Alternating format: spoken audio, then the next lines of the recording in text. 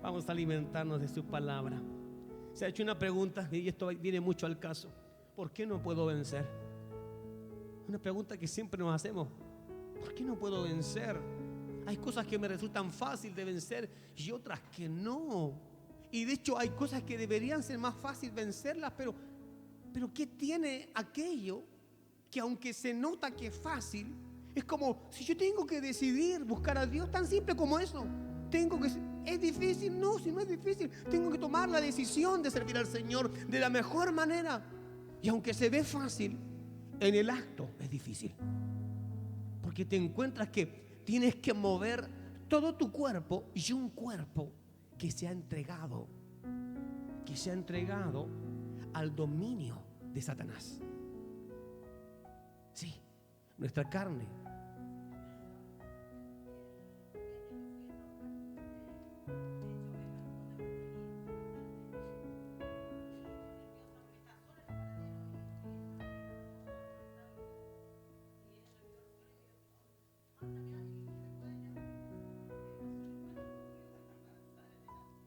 Estaban justo ahí. Sí.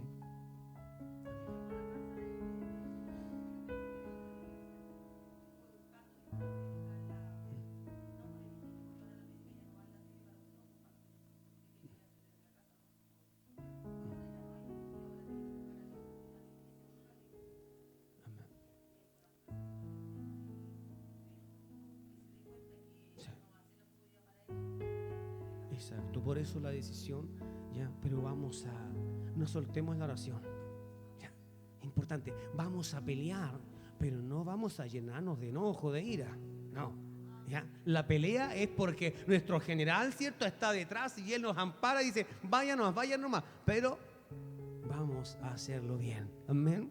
Ahora, ¿por qué no puedo vencer?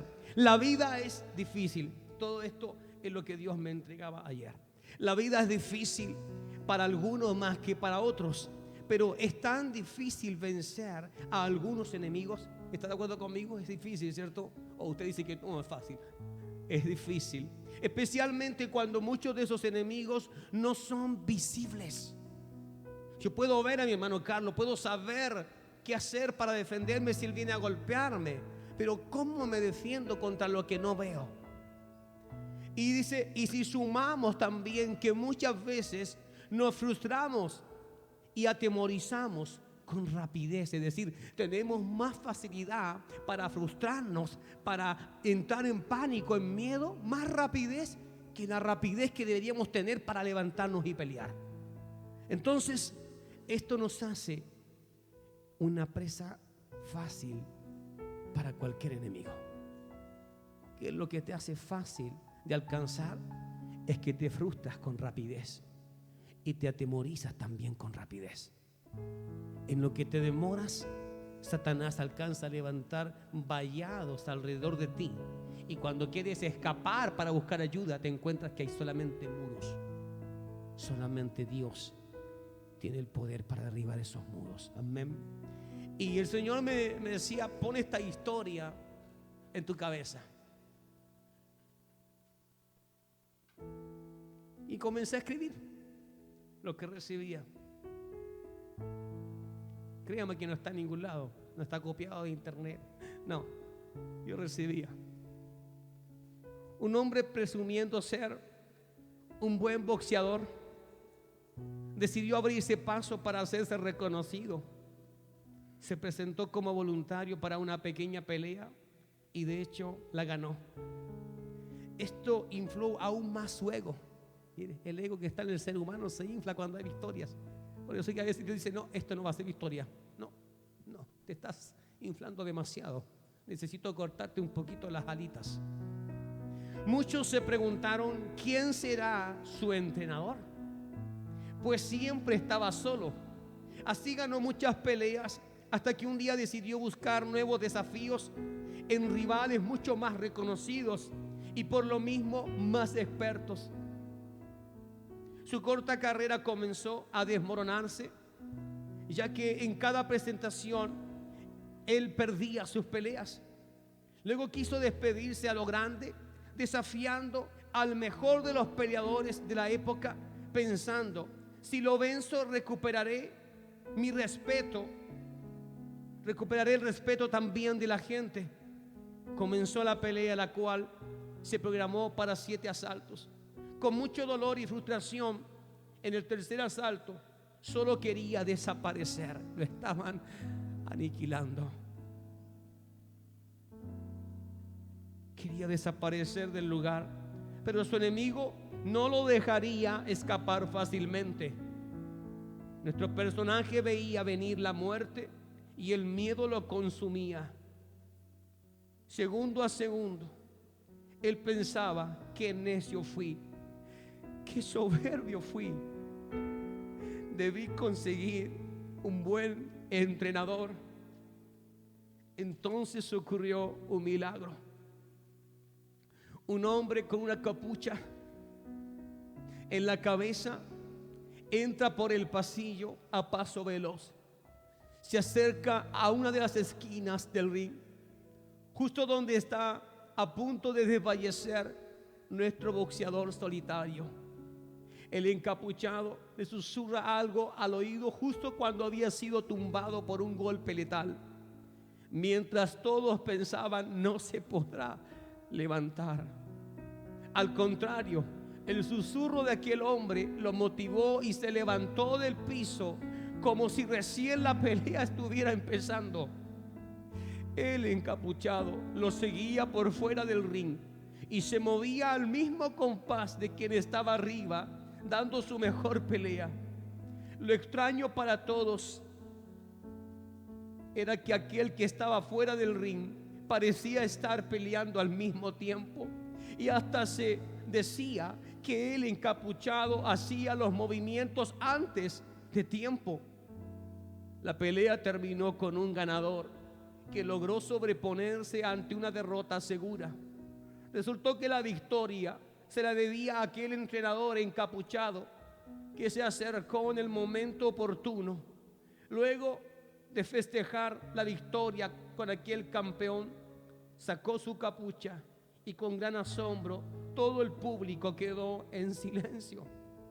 Por unos segundos, la respuesta a esto es que aquel encapuchado era un reconocido boxeador que jamás había perdido una batalla o una pelea. Sin embargo, se presumía que estaba muerto desde hace muchos años, cuando encontraron sus ropas rociadas por su propia sangre, pero su cuerpo nunca fue hallado. Se pensó que fue asesinado. Cuando Dios me entregaba esta historia, yo decía: ya sé quién es ese encapuchado. Ese es mi Señor Jesús. Es el único que no ha perdido ninguna batalla, ninguna pelea. Es el único que se acerca justo cuando estás caído y te susurra. Y entonces no entiende por qué te estás levantando, de dónde salieron tus fuerzas. No lo entiende, y es porque Él está susurrando a tu alma. Le está diciendo: levántate, no es tiempo de dormir, no es tiempo de quedarte allí abrazando la muerte. Hay que levantarse. Aún te sigues preguntando: ¿por qué no vences? La moraleja de esta historia que el Señor me entregó es que muchos son los que quieren alcanzar el triunfo, pero no quieren tener un entrenador, porque ese entrenador será exigente. Te dirá: esto puedes comer, pero esto no. Este ejercicio puedes hacer, pero este otro no lo podrás hacer. Tendrás que levantarte de mañana, porque a esa hora se hace ejercicio. Tendrás que acostarte más temprano. Tendrás que hacer regularmente muchas cosas a un lado para ser perfecto en esto, para ser bueno. Este hombre había pensado que sin entrenador se podía alcanzar la cúspide. Muchos creyentes creen que sin Jesús, aún así, se puede alcanzar el reino de los cielos, que solo basta con hacer unas pocas cosas buenas y suficiente ya poder entrar.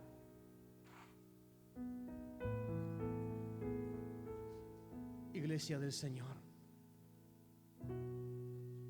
Toma tu Biblia, por favor. Libro de Santiago, capítulo 1.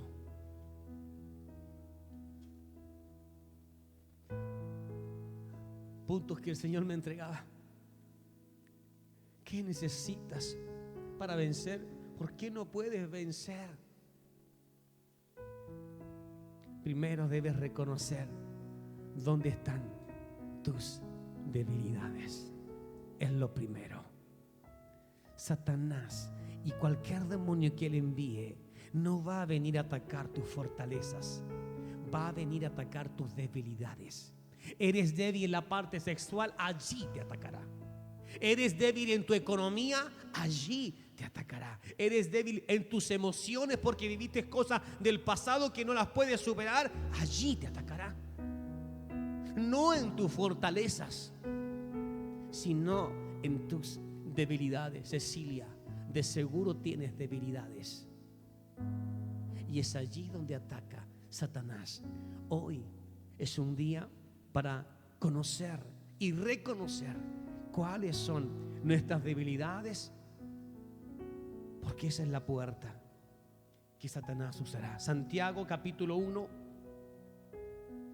verso 13, dice: que ninguno diga cuando sea tentado, soy tentado por Dios. Que ninguno diga, Dios me está tentando, Dios me quiere hacer caer. No, es distinta la tentación. Usted sabe a qué cosa, a la prueba. Es muy distinto.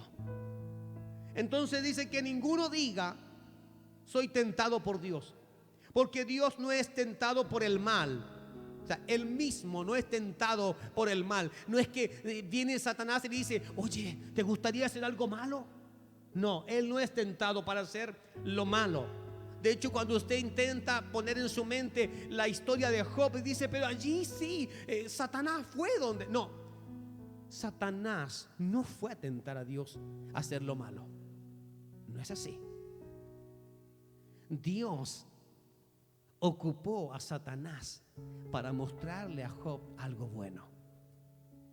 Y a esos hombres, amigos de él, demostrarles también a ustedes tienen algo que aprender. Así que no fue, porque algunos me han dicho por ahí, es que Satanás fue y tentó. No, Dios no puede ser tentado. De hecho, lo que hizo Dios ni siquiera fue el mal, sino, ¿a quién no le gustaría la vida que tuvo Job después de que pasó su prueba? Tremendo. No fue el mal el que le hizo. Y él dice, hablando de Dios, no tienta a nadie.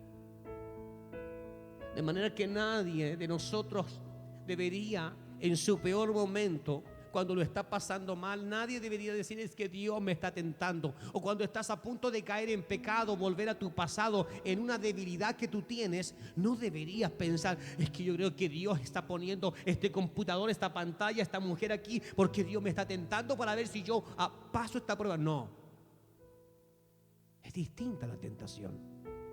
Dios no piensa así. Él no tiene una mente maquiavélica. ¿Quién es el que nos puede tentar? Satanás, el diablo, y cualquiera de sus demonios, porque no siempre Satanás. Recuerde que Satanás tiene todo un ejército, hay jerarquías.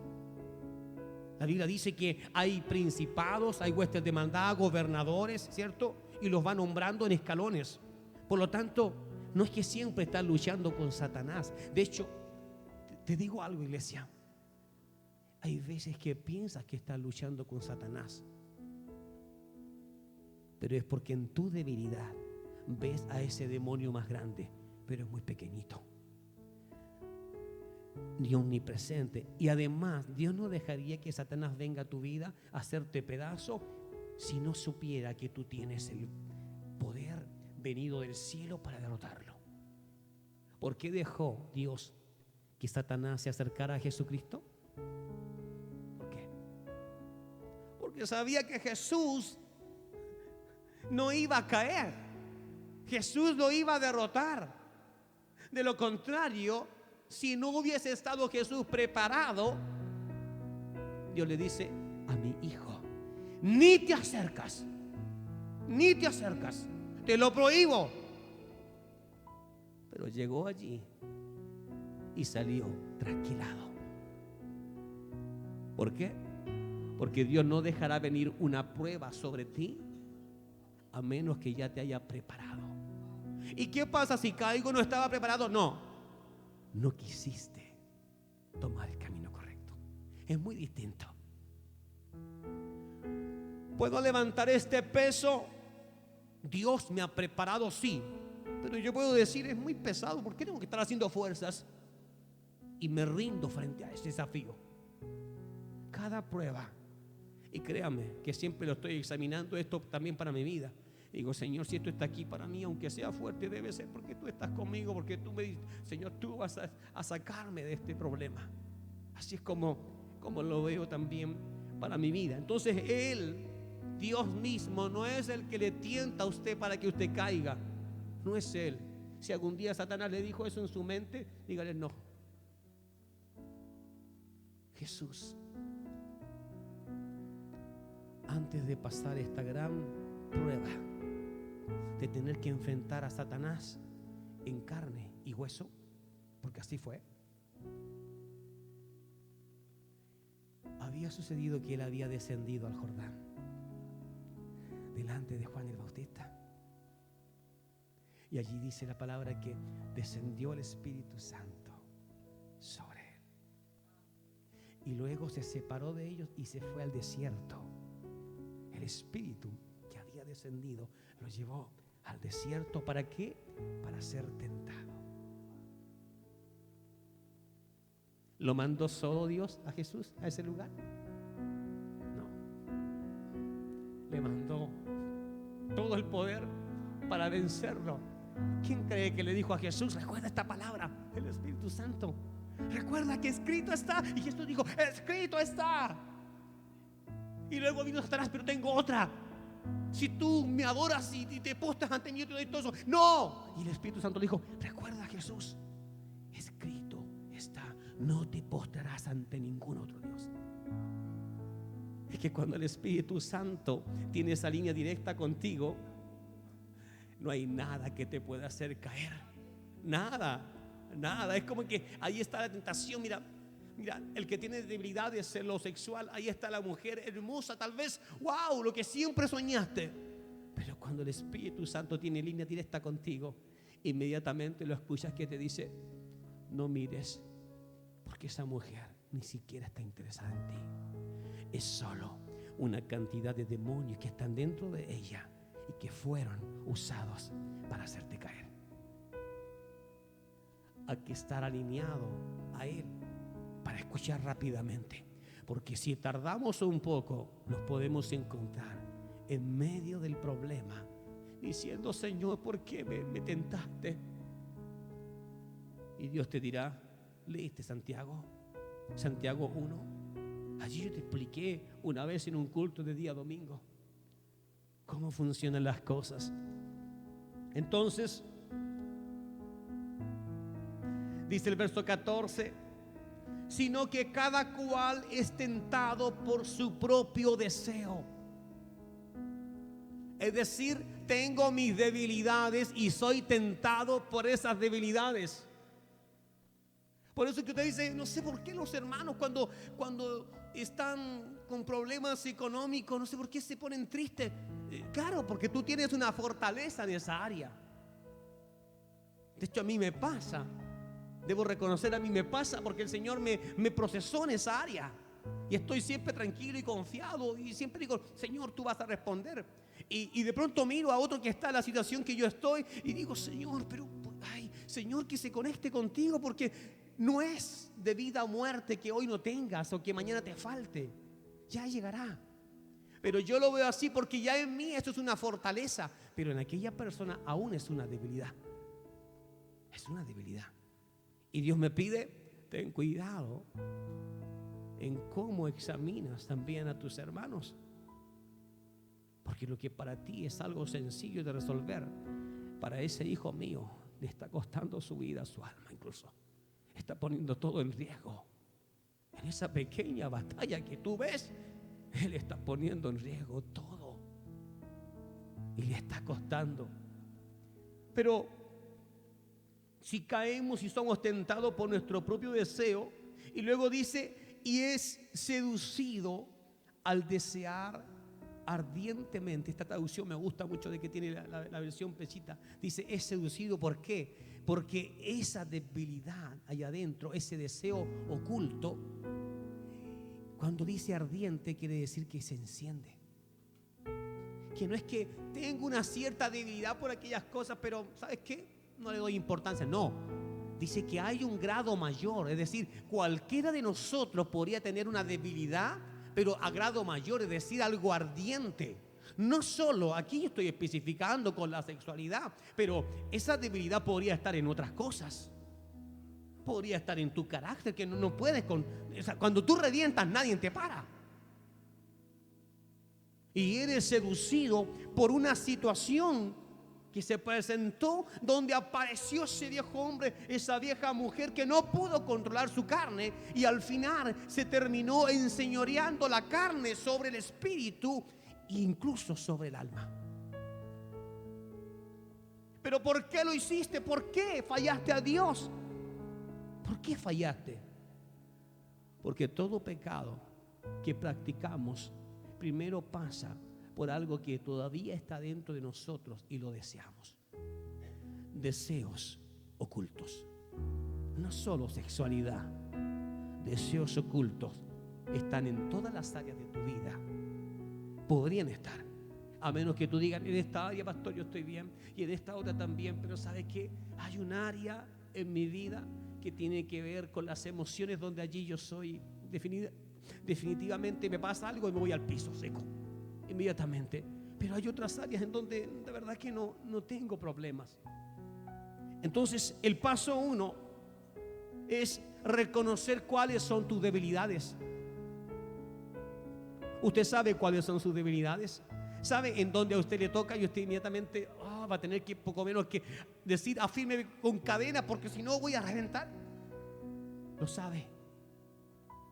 Yo conozco mis debilidades, pero a veces creo que hay algunas que todavía no he conocido, que ahí intentan aparecer como la maleza. Cuando usted dice, he limpiado todo el jardín y saqué y eché líquido, pasa una semana y apareció otra vez. Esa que no muere nunca, la mato allí, aparece por acá esa raíz. Son como las raíces de amargura en nuestro interior. Dios viene para encenderlas con fuego, para quemarla, pero por ahí, sin darnos cuenta, viene uno de esos enemigos que se ocultan en nuestro interior y vuelve a sembrar una semilla de odio, de rencor, de maldad, de pleito. Sí, esta zona quedó despejada, pero se ha cambiado. Y cuando no eres tú, es alguien en tu casa que está pasando por ese momento en donde será utilizada para hacerte caer. Pero ¿por qué caes si estás en Cristo? Porque todavía hay concupiscencias, hay deseos ocultos en nosotros que tienen que ver con el odio, con la maldad, con la falta de perdón. Tienen que ver con la división, tienen que ver con la vanidad, con el egocentrismo, tienen que ver con la soberbia, tienen que ver con esos sueños que tienes, como Dios nos enseñaba, que ni siquiera están en el corazón de Dios, solo están en el tuyo. Mientras Dios intenta decirte eso no, Satanás te dice, anda, corre por tus sueños, tienes derecho. Nadie puede quitarte ese derecho de ser feliz y alcanzar tus logros en esta vida. Segundo punto, ¿quieres vencer realmente o ya aceptaste ese fracaso? Y mire qué interesante es esto, porque sabemos que podemos tener enemigos ocultos dentro, pero muchos de nosotros hasta asimilamos que eso ya es parte de nosotros. Ya tanto tiempo diciéndole al Señor, Señor, quítame esto, y no se va, entonces debe ser porque es parte de mí. O a lo mejor ni siquiera es espiritual, tal vez Soy yo, es parte de mi humanidad. Nací así, mis padres me heredaron esto y por lo tanto no es espiritual. Es algo que pasó de mis padres a mí. Claro, esa es la respuesta que intentas dar para no pelear. Porque el Señor cuando nos creó nos hizo a su imagen y semejanza. Él nos dijo, voy a dejar aquí una cosa sucia, voy a dejar aquí un defecto para que se parezca un poquito a mi enemigo el diablo. No, Él nos hizo perfectos. Así es. Entonces, puedo tomar una mala decisión y es esta. Decir, bueno, yo soy así, nadie es perfecto y bueno, todos tenemos que tener nuestros pecaditos por ahí de vez en cuando. Todos tenemos que tener por ahí una canita al aire, como se dice, salir fuera del matrimonio, fuera de la relación. Eso es lo que tu humanidad te está enseñando. Pero no lo vas a encontrar en la palabra de Dios. Aunque intentes muchas veces decir es que esto es sabio, es parte de lo que el hombre y la mujer debe pensar. No. Dios dice, fíate del Señor con todo tu corazón. No dice fíate de ti mismo. Es más, de ti mismo dice maldito el hombre que confíe en el hombre. Amén. Entonces, cuidado porque a veces los consejos vienen desde muy cerca. Como cuando dicen, ¿y te consideras bueno en el piano? La verdad es que, bueno, no es que yo lo diga, pero yo sí me considero. Cuidado, esa recomendación viene de muy cerca, porque pronto va a venir alguien que realmente se maneja, es innato y va a decir, wow, qué principiante. Y tú pensabas que estabas muy avanzado. Cuando aprendí a tocar guitarra, me acuerdo que me pasó. Me sentí feliz porque aprendí a reconocer las armonías en la música. Y wow, y yo dije, Señor, gracias, Señor. Me sentía feliz, de verdad que no era para ganarle a nadie, pero me sentía feliz. Estaba casi pensando, logré alcanzar lo que mucha gente en años puede alcanzar de estudios. Pero un día me invitaron a una reunión, a una iglesia. De hecho, todavía es amigo mío esa persona. Y me dijo, Mauricio, acompáñanos a tocar. Y yo dije, wow, sí, amén, me sentí feliz. Voy a tocar guitarra. Y él también agarró su guitarra y la batería. Y yo empiezo a tocar diciendo, aquí viene la parte mía. Me sentí satisfecho, contento, feliz. Y después le tocaba a él. ¿Sabe qué lo que hizo? Y yo, así quedé mi boca así. Y dije, Señor, ese es un adicto. Eso, él no estudió. Eso es innato, está allí, es un don de Dios en su vida. Pero me sirvió para darme cuenta que a veces divagamos y alucinamos como que mira lo que soy, mira lo que Dios ha hecho en mí. Y Dios nos enseña que todo lo que recibimos de Él debemos manejarlo siempre en humildad. ¿Ya? Ninguno tenga mayor estima, dice, de sí mismo que la que deba tener. Es decir, esto es lo que sé, mira, y si te sirve, te agancho. Cuando me invitaban a tocar piano a algún lado, también yo decía, ya, pero yo no soy aquí un experto. Sé seguir acordes, sé acompañar un poquito ahí, pero no me pidas que hay un solo, no lo puedo hacer. Ese solo de teclado no puedo hacerlo, no tengo la destreza. Pero me enseñó, esa situación me enseñó a entender de que también Satanás muchas veces te agarra como si fueras un globo y te empieza a inflar para decirte, mira, esto es lo que eres. Hay otros acá que estamos un poco infladitos, pero no es por los talentos, no es por el aire, es por la buena comida, la buena mesa, y damos gracias al Señor también, y la poca vergüenza.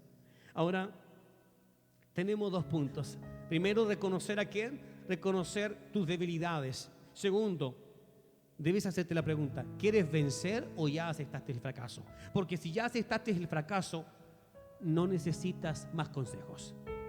No necesitas que te sigan dando sermones. ¿Sabes cuánta gente hay que dice, yo viene con lo mismo todavía? Apuesto que me va a decir esto. Y sonríe, sí, amén. Dice, sí, claro, sí, amén. Pero esa persona ya decidió que eso que vive es parte de ella o es parte de él. Por lo tanto, no tiene intenciones de escucharte, no tiene intención de cambiar, no tiene intenciones, no. Dice, déjame así si no es tan malo. O te hago daño con lo que yo hago. Pero el consejo de Dios no es porque le haces daño a otra persona, es porque quiere salvarte. Es porque le interesa, porque le preocupas. Entonces debes estar seguro, si realmente ya aceptaste lo que eres como persona y no quieres cambiar. Tercer punto, ¿aún piensas que puedes vencer? Sí, puedes que digas, sí, yo quiero vencer, pero ¿aún piensas que puedes vencer sin ayuda? ¿Así sola? ¿Solo? Sí, es que lo que pasa es que yo tengo otros mecanismos, pastor. Yo tengo otros mecanismos, yo he leído libros, yo me he informado, pastor. Yo no soy cualquier persona, me he informado. Y yo sé que estas cosas pasan un poco por la cuestión de las vidas que andan en el ambiente y la Pachamama y todo eso. Pastor, yo sé todo eso. Y tiene mucho que ver con los colores, con la química entre las personas. Y dice, ¿qué está hablando? ¿De qué Biblia está leyendo? ¿Por qué? Porque no quiere hacerlo a la manera de Dios. No quiere hacerlo con Dios. Quiere hacerlo prácticamente solo para que se diga, he allí un hombre, una mujer que venció sin ayuda de Dios. Solo se levantó y lo decidió hacer. Es aquel persona en la que Dios mira desde lejos. Ni siquiera Dios se acerca para ver qué estás haciendo. No, dice de lejos. Sí. ¿Por qué? Bueno, porque eres un soberbio. Crees que no necesitas de Dios porque tú eres más sabio, eres más inteligente, te las sabes todas. Antes que alguien hable, tú ya tienes la respuesta. Antes que te den el consejo, tú ya sabes. O sea, no hay quien te gane. Te podría jugar un loto, un kilo. No hay quien te gane. Siempre tienes respuesta. Nunca pierdes, aunque sabes que estás equivocado, pero nunca pierdes. Cuarto punto. Te queda fe, porque la fe es el combustible. Creo que muchos hemos deseado tantas cosas y cuando hemos mirado nuestro interior nos hemos dado cuenta que la fe no es suficiente para alcanzar aquello. ¿Y qué es lo que hemos hecho? Hemos regulado los sueños y los hemos bajado a un nivel en donde podemos alcanzarlo. ¿Por qué? Porque a veces disparamos demasiado alto. Queremos volar, pero nuestras alas son más pequeñas. Quieres volar como un águila y solo eres un gorrión. Sí. Eso es lo que le pasa al hombre, a la mujer, que especula muchas cosas, pero como lo hace sin Dios, su castillo pronto se empieza a derrumbar. ¿Por qué? Porque solo es un castillo de arena y que está construido en la arena. ¿Por qué iba a prevalecer si está faltando a todas las normas de la construcción? Nuestra vida delante de Dios tiene muchas faltas delante de Él. La construcción de nuestra vida, de nuestra familia, de nuestros hijos, tiene muchas fallas en la construcción. Hay muchas fallas que no tienen nada que ver con lo que Dios nos enseña en su palabra. Por eso es que nuestra vida, nuestra casa, muchas veces pasa más en el suelo que arriba. Continuamente ves a un padre intentando levantar su casa, a una madre intentando ayudar a sus hijos. ¿Por qué? Porque la construcción no se ha hecho de la manera más apropiada. Y si le sumas a eso que tu fe es una fe tan pequeña para sueños tan grandes. Los sueños que venían a mi vida desde cuando conocí a Cristo era que iba a estar predicándole a muchas personas, a multitudes.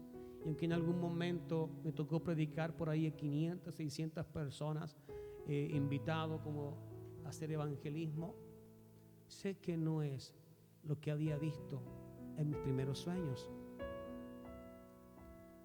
Y he dicho al Señor, Señor, dame conforme a lo que yo pueda sostener. Porque cuando tienes sueños muy altos y no puedes alcanzarlo porque tu fe es muy pequeña, el que va a aparecer allí va a ser un enemigo que se llama frustración. Y te va a decir, mira, ¿qué es lo que diseñaste para tu vida, Julio? ¿Y qué has conseguido? Nada. O has conseguido la mitad de lo que dijiste. ¿Y sabes por qué? Porque eres un mediocre. Entonces aparece el enemigo a susurrarnos cosas que no siempre son verdades. Hay veces que usan mentiras. ¿Y qué es lo que hace un hijo de Dios? En vez de frustrarse, debe decirle, Señor, necesito que tú cambies las prioridades que están en mi vida y que pongas las que son realmente importantes. Porque si no hago eso delante del Señor, mi casa caerá. Y es necesario que para agradar a Dios hay un requisito que dice, sin fe es imposible agradar a Dios. ¿Entiende? Y si nosotros pensamos en esto, te queda un poco de fe, porque si ya no te queda fe, no puedes agradarle a Dios. Tendrás que buscar entre tus baúles allá adentro en tu corazón y decir, ¿dónde perdí mi fe? Está en algún lado, debo revisar, como aquella mujer que perdió la moneda. Dijo, yo sé que estaba en casa, debo buscarla. La buscó hasta que la encontró, dice, y se alegró con toda la gente. A veces estamos perdiendo la fe y ni siquiera nos preocupamos por buscarla. Se está muriendo, se está apagando el fuego en tu vida. Ya no piensas como antes, ya no haces como antes, ya no vibras como antes con la presencia de Dios. Pero aún así no haces nada para abrir los baúles y buscar dónde perdiste la fe, dónde quedó. ¿En qué momento fue? ¿Fue cuando fuiste traicionado? ¿Fue cuando fuiste golpeado? ¿Fue cuando tú caíste, cuando tú hiciste lo malo y nunca te perdonaste a ti mismo? ¿Cuándo fue que perdiste la fe? ¿Cuándo fallaste? Iglesia, hay un culpable de lo que tú estés pasando. Si tu fe disminuyó, hay un culpable. No es que simplemente, bueno, pastor, son cosas que pasan. No, es como lo que sucedió con el audio. Algo espiritual pasó. Así también en tu vida, si no es la misma fe, deja de conformarte a lo que tienes y haz algo. Dios, no. Es que para Dios, cuando dice sin fe es imposible agradarlo, para Dios no es agradable estar con alguien que no cree en Él. Porque la fe, ¿qué es lo que hace? La fe te hace creer en lo imposible. La fe te hace creer que aunque tú no ves nada, lo verás. La fe te hace creer en Dios, ¿o no? O alguien dice, es que yo vi a Dios y Él... No. La fe es la que dice, yo sé que Dios es real. Puede que tú no lo veas, pero está aquí. Está en mi corazón, está clavado. Lo he visto en mis circunstancias. He visto a Dios actuar en mi vida en los peores momentos que he vivido. Y he visto, no me digas que Él no existe, porque yo sé que existe. ¿Qué es eso? Fe. Eso. Entonces no puedo agradar a Dios si no tengo fe. Porque es como ir a hablar con alguien en quien tú no crees. Es como si yo dijera, Señor, si tú estás aquí o existe, no sé, bueno, si existe un Dios. Hay gente que dice, si existe un Dios, ojalá que me ayude. Si existe, o sea, pone en duda si existe un Dios. La fe no dice si existe un Dios que me ayude, no. La fe dice, Dios existe, Él es real y Él hará en mi vida. Él completará la tarea, el trabajo, el proceso, el proyecto será terminado en mi vida. Pero si no tiene fe, es imposible agradarle a Él. Punto número 5. ¿Qué es lo que te motiva a ganar? Sí, puedes tener fe, pero ¿qué es lo que te motiva a ganar? ¿Cuál es tu motivación? Todos tenemos una motivación. El que va a trabajar, su motivación es tener un sueldo para cubrir sus gastos, ¿cierto? Sus necesidades, por ahí darse un gustito, no sé si quiere salir a comerse algo con su familia. ¿Qué es lo que te motiva para trabajar? Es que te puedas comprar ropa, que puedas alimentar a tus hijos, vestirlos. Hay una motivación. El que sale a trabajar sin motivación es aquel que va a estar unos días y va a dejar la pega botada. Porque su motivación no es más que conseguir un poco de dinero para ir y darle deleite a mi carne. Bueno, y si me cortan del trabajo, bueno, si me cortan, me busco otro, pero sigo pensando en que esa es mi motivación. ¿Cuál es la motivación de la iglesia hoy en día? El por qué está queriendo ganar sus batallas. Yo quiero ganar a Satanás, quiero pelear y esto, pero ¿por qué? ¿Por qué, Mauricio? ¿Para que alguien diga, wow, qué pastor? No, ¿para qué? Para que entonces ya las finanzas comiencen a fluir en la iglesia. Para eso, esa es tu motivación, Mauricio. O sea, si Dios me preguntase, ¿por qué hago lo que hago? Ahora yo le devuelvo a usted esta pregunta. Mano Carlos, ¿por qué haces lo que haces? Mano Julio, ¿por qué haces lo que haces? Juan, ¿por qué buscas al Señor? ¿Cuál es tu motivación? ¿Cuál es tu motivación?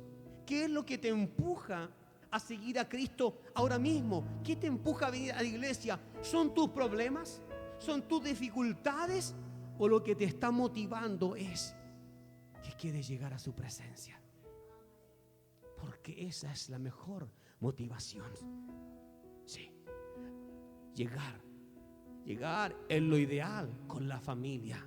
Pero mira, si la familia no quiere seguir tus pasos, que son correctos, tú no puedes quedarte afuera por ellos, porque Dios te va a decir, los amaste más a ellos que a mí. Entonces tu motivación nunca fue llegar a mi presencia. Me engañaste. Tu motivación era que tu familia estuviera contigo.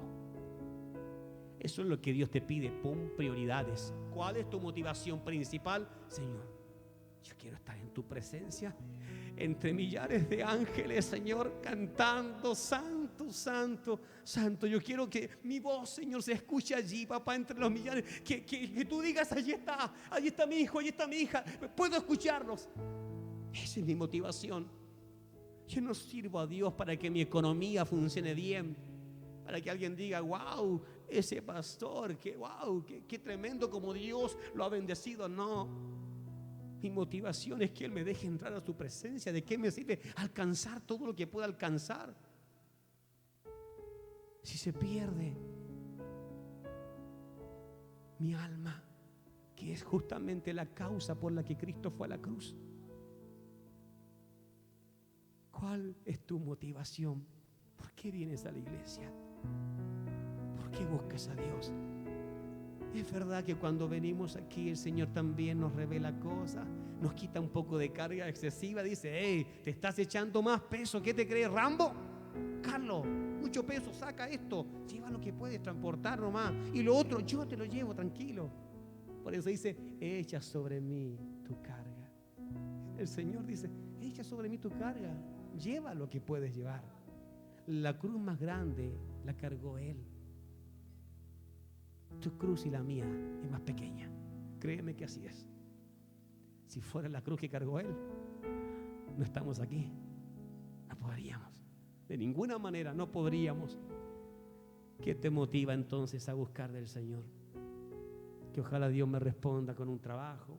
Ojalá Dios sane a mi hija, sane a mi hijo. Ojalá Dios. ¿Qué es lo que te motiva a eso? O lo que te motiva es, Señor, yo solo quiero estar en tu presencia, porque tú eres el Rey de Reyes, el Señor de Señores, y yo sé que si te busco a ti, todo lo demás será añadido. Buscar de la manera correcta. Solo Cristo es el único que no ha perdido batallas. Solo Él. Y cuídate mucho de tus victorias. Siempre se te dice cuídate mucho del enemigo. Bueno, yo te digo hoy algo distinto. Cuídate mucho de tus victorias. Cuídate mucho de las cosas que has logrado. Porque son los mismos triunfos los que muchas veces Satanás va a usar. Los va a usar para decirte, ¿te das cuenta lo que eres? ¿Te das cuenta de lo que te has transformado? ¿Te das cuenta qué importante que eres? ¿Qué valioso que eres? Sin ti las cosas no funcionarían. Cuídate de los triunfos. Porque es como comprarte el tremendo auto y que alguien diga, wow, hermano, qué bien que le ha ido ese auto, es del año. Y por allí, entonces acabas de caer en la trampa. Ahora te sientes mejor y más importante que los demás. Mira, sigilosamente Satanás te ha hecho caer. ¿Y con qué? ¿Con una derrota? No, con una victoria. ¿Cómo está tu vida delante del Señor? Libro de Hebreos. Está al ladito Santiago. Antes Santiago. Hebreos capítulo 2.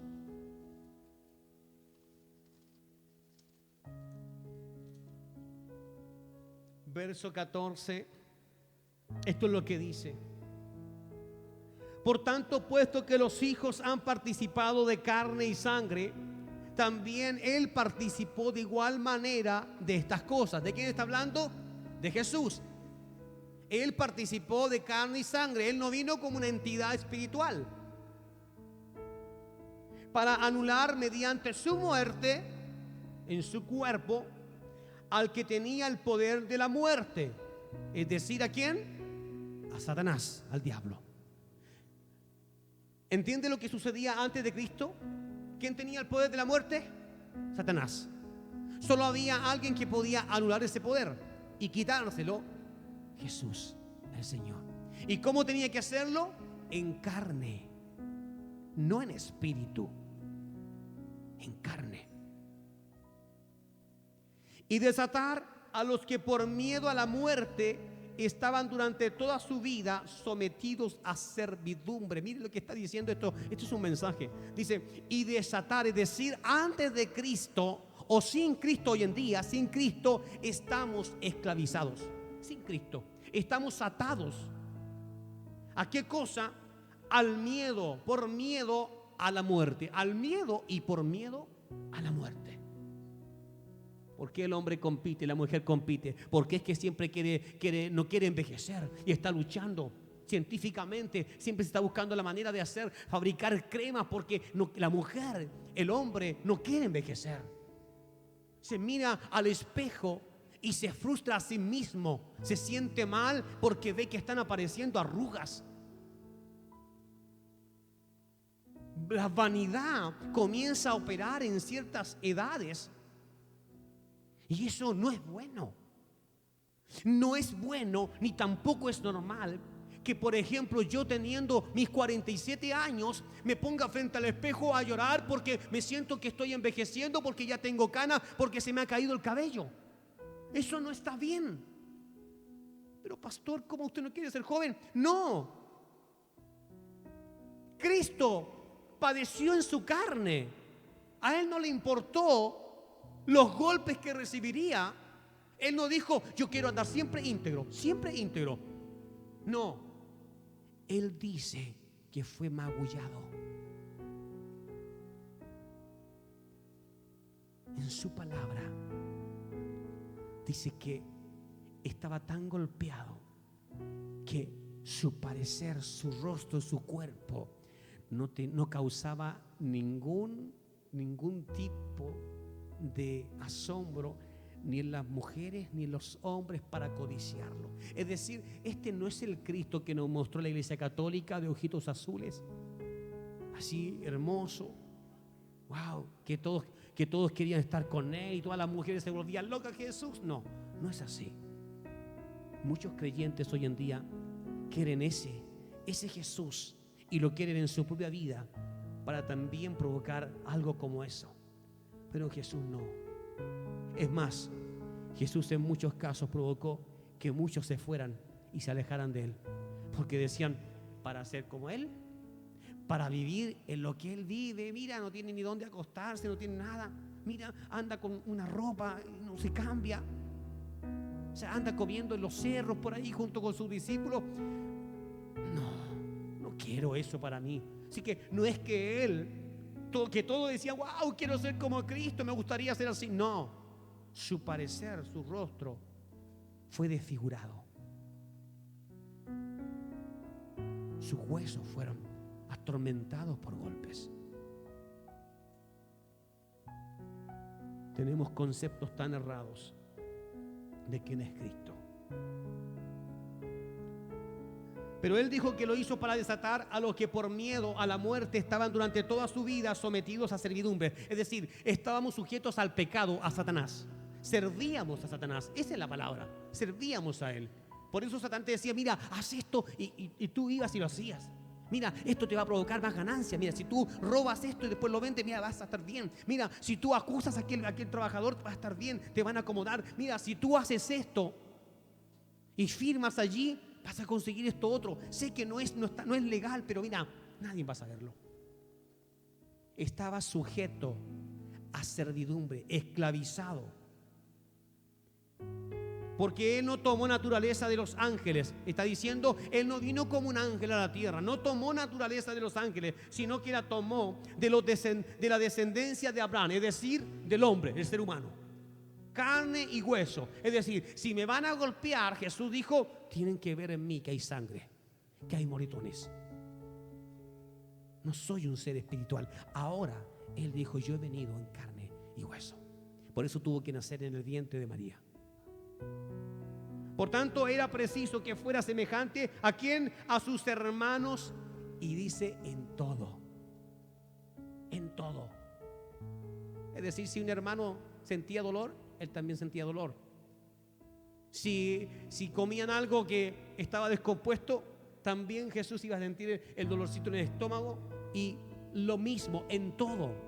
A veces pensamos que Jesús vivió como un angelito y que él no padeció nada, que solamente él decía, a ver, ahora sánate, y se sanaba. No, había muchas cosas que él enfrentó. ¿Por qué cree usted que él ayunó muchas veces, pudiendo comer los mejores manjares? Porque él también sabía que tenía que entrenar a su carne para lo que venía después, para un sufrimiento mucho más grande. Sintió hambre y sintió sed también. Es decir, como todos sus hermanos.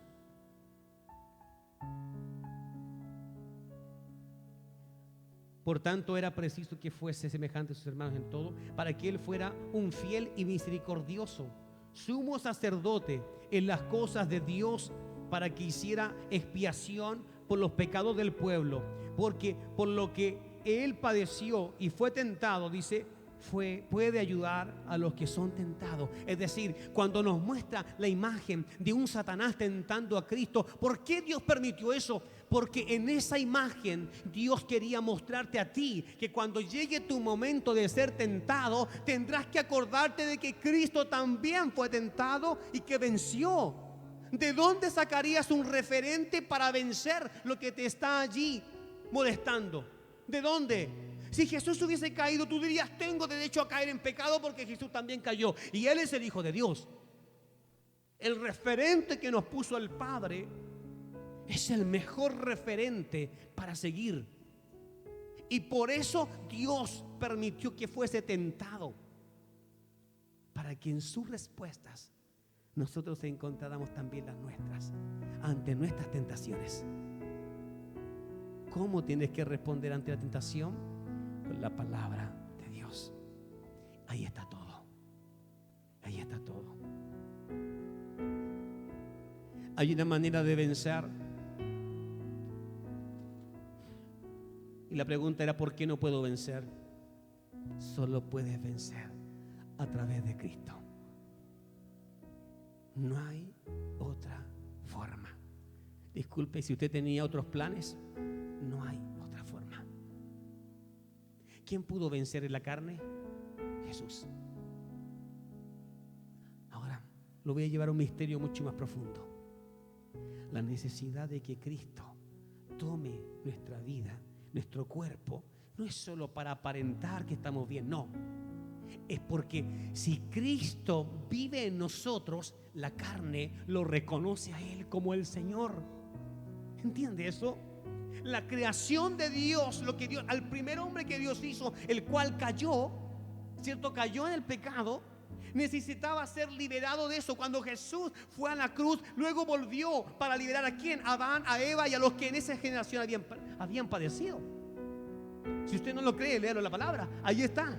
Por lo tanto, fue a romper, a quitar la maldición y a demostrarle a Satanás que ese cuerpo que Dios había hecho en primera instancia sin pecado solo podía volver a ser limpiado por el Hijo de aquel que lo creó.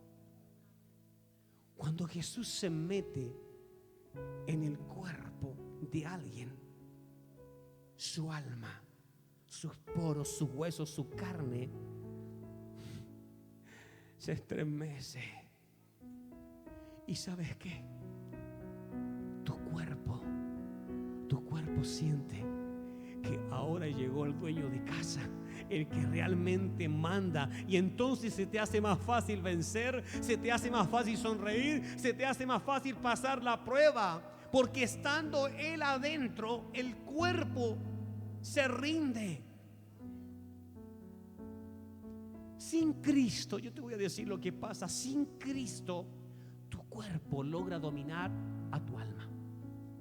Por eso el apóstol Pablo dijo: lo que no quiero hacer, eso hago. Pobre de mí, dijo. Es decir, la única manera de controlar mi cuerpo es que Cristo esté bien metido aquí adentro, porque Él fue el único que pudo subyugar el cuerpo y volverlo a su origen de santidad. Cristo, el único. Cuando Él está aquí adentro de ti, es cuando tú dices: ¿sabes qué? Satanás intentó tentarme, pero no pudo. Yo me di cuenta que era Él. Y tú dices: gracias, Señor, por eso. Cuando Cristo está en ti, tú puedes estar pasando por tu peor momento matrimonial, pero tú dices: yo sé que esto es un proceso. Dios nunca me va a desamparar. De seguro que hasta tiene todo listo para el final. Porque tu cuerpo necesita a alguien que lo direccione, y no eres tú. Tu cuerpo no se va a rendir delante de ti. Mi cuerpo jamás se ha rendido delante de mí. Los pecados que yo practicaba, las cosas que hacía, jamás se rindieron delante de mí. ¿Sabes delante de quién se rindieron? Solamente de Jesús. Entonces cuando tu alma se encuentra sin Cristo allá adentro, el que manda es el príncipe de este mundo. Tú crees a veces que mandas, tú crees que tú con tu mente diriges y controlas tu vida, pero necio eres. Porque el que no tiene a Cristo no controla su vida. Hay un príncipe allá afuera que sí tiene hilos delgados, que sí la controla. Te hace creer que en parte tú estás decidiendo, pero en el fondo es Él el que decide todo para ti, el que abre puertas, el que cierra, el que dice: métete por este camino, te vas a alejar de Dios, pero tranquilo, te va a ir bien, vas a obtener la bendición. Si Cristo está metido bien aquí adentro, ya no tienes por qué tener temor, y de seguro podrás vencer. Esa es la seguridad de que puedas vencer lo que a diario te está molestando o lo que aparece cada cierto tiempo, que despierta a ese viejo hombre o a esa vieja mujer. ¿Por qué? Porque si tú te paras y le dices, así como el salmista: bendice alma mía al Señor y no olvides ninguno de sus beneficios. Claro, es tu boca la que está proclamando algo. Es tu boca. Pero mira qué distinto cuando Jesucristo mismo está dentro de ti y le ordena a todo tu cuerpo servir al Dios, al único Dios. Por eso es que muchos fracasamos, muchos caemos hoy o mañana, porque quitamos a Cristo, porque queremos nosotros controlar nuestra vida, nuestro matrimonio, nuestra finanza. Queremos controlar todos nuestros estudios, los que estudian, lo queremos controlar. Sacamos a Cristo de allí. ¿Y qué es lo que hace nuestra carne cuando sacamos a Cristo? Dice: por fin recuperé mi lugar. Y se levanta y ahora viene a enseñorearse incluso sobre tu alma. Allí es cuando tu alma se aflige. Allí es cuando de adentro hay un clamor con sonidos indecibles que está pidiendo ayuda, porque nosotros mismos, como administradores del templo, hemos quitado a Cristo para ser nosotros los señores. Pero esto es un engaño, porque solo hay un Señor que puede llevarte a un puerto seguro, y ese es Jesucristo. La última cita que tenemos está en Timoteo, y con ello terminamos. Segunda de Timoteo, también está antes de 2 libros antes.